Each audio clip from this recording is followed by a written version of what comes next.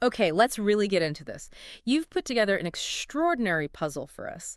The multi-layered story of Lady Aghori and Sri Varshini's weddings across Andhra Pradesh and neighboring regions. Yeah, it's quite something. This isn't just a fleeting news item, is it? It feels much deeper, like a fascinating descent into a truly unique situation. Definitely. It bumps up against spirituality, deeply held societal beliefs, and, well, even the long arm of the law. So our goal here is to, cut through the noise, pinpoint the core of what's happening. And figure out why this particular series of events has become such a talking point. Exactly. You mentioned wanting knowledge that's both quick to grasp and comprehensive, and that's absolutely the experience we're aiming for today. And what immediately grabs you is just the sheer unexpectedness of it all, right? Totally. You're seeing these ancient traditions colliding head-on with very modern elements like the rapid spread of info through social media. Oh, yeah, the viral videos? And very public declarations of affection broadcast on television. It just forces you to ask, what powerful forces could bring these individuals together? And what kind of shockwaves their actions are sending out. It's a lot. It really is. Absolutely. So we have details outlining the background of Lady Aghori, also known as Alluri Srinivas, presenting themselves as a Naga Sadhu from Mancherial in Telangana. Right. Now, this is where it gets interesting. The information we have suggests a figure who has, well, courted controversy. There are reports. Reports of alleged temple vandalism, some truly unconventional public displays. Yet at the same time, this individual has apparently built up a significant following online. It's a real paradox, isn't it? It absolutely is. This stark contrast between the traditional ascetic identity of a Naga Sadhu, who are often known for their detachment, Right, detachment from worldly affairs. Exactly. And then the very public, sometimes controversial behavior we're seeing here. That's likely a key part of what's fueling the public intrigue. For those who might not be familiar, a Naga Sadhu traditionally embodies a life of austerity renunciation.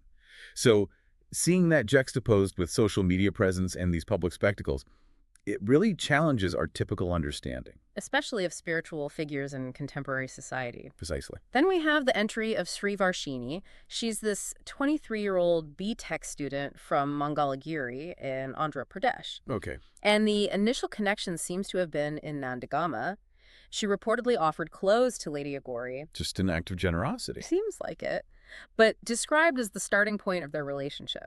And from there, the narrative takes a turn. A big turn. With Varshini's apparent decision to go with Lady Aghori, expressing her desire to join the Naga Sadhu sect. Which, understandably, caused considerable worry within her family. You can imagine, it feels like something out of a captivating, if maybe rather unbelievable story. It certainly raises some profound questions, doesn't it? About influence, individual agency. Like, what could lead a young woman pursuing, an engineering degree? Yeah, B.Tech path. To seemingly embrace such a radically different life?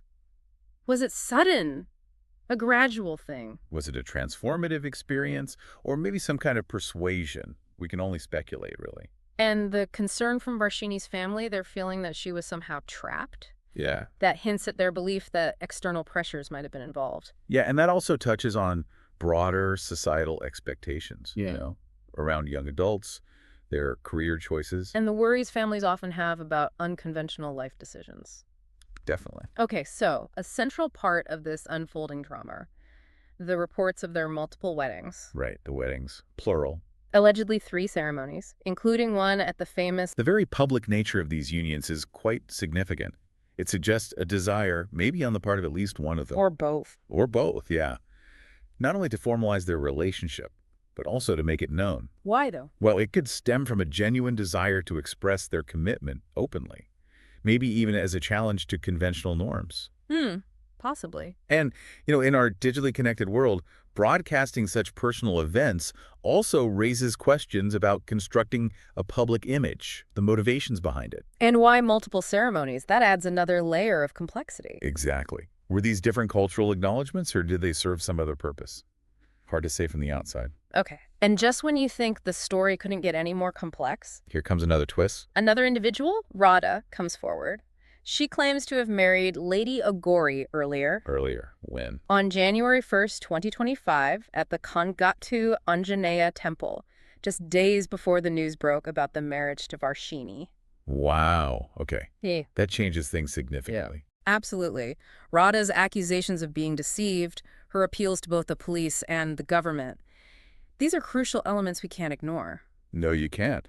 This introduces a completely new dimension, serious potential legal and personal ramifications for everyone involved. This development definitely shifts the narrative, Yeah, and it moves into much more serious territory. legally serious. Yeah. Radha's allegations of a prior marriage, deception. If those are proven accurate, they raise significant legal and ethical questions about Lady Aghori's actions. Bigamy, fraud. Potentially, yes. Hmm. It moves the story beyond just an unconventional romance into potential legal issues like those, which would have very real emotional and legal consequences for everyone. For all three individuals and the families. And it also highlights the vulnerabilities that can arise in complex relationships, Mhm. especially when they intersect with public personas and maybe unconventional belief systems. Right. So finally, we have the legal actions taken by Varshini's family. The complaint they filed. Her brother and father reportedly filed a police complaint back in Mangalagiri, expressing their deep concern, their words, that their daughter was being trapped. That word again, trapped. Yeah. And then the subsequent reports. Lady Aghori and Sri Varshini reportedly arrested on April 15th, 2025. Following Radha's complaint, presumably. Seems like it. And then their alleged disappearance. Phones switched off. Just vanish. That's the report. It just adds another layer of intrigue and, frankly, uncertainty to this already unbelievable chain of events. It really feels like we're watching a real-life drama unfold in real time. Doesn't it just?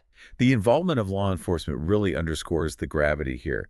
The family's genuine concern for Varshini's well-being, combined with the serious accusations made by Radha, that's moved the situation firmly into the legal arena. No question. And the reports of Lady Aghori and Varshini disappearing, well, that just heightens the sense of uncertainty, about their fate, the potential legal outcomes. Makes you wonder about the pressures they might be facing.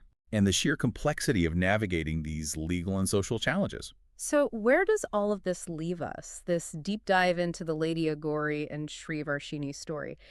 It really exposes a fascinating and sometimes perplexing intersection, doesn't it? It really does. Individual choices, deeply ingrained social expectations, the boundaries of the law, it's all tangled up. You can clearly trace how that initial act of kindness, Varshini offering clothes, just spiraled Into something that's captured the attention of an entire region and probably beyond. It's a stark illustration, really, how seemingly small actions can have incredibly complex and very, very public consequences. And the multiple viewpoints we encounter. That's key. Varshini's public declarations of love. Contrasted with Radha's allegations of betrayal. And the understandable concern of Varshini's family about potential undue influence. It just underscores how subjective truth can be, Absolutely. What one person experiences as genuine spiritual connection and love, another might see as manipulation or coercion.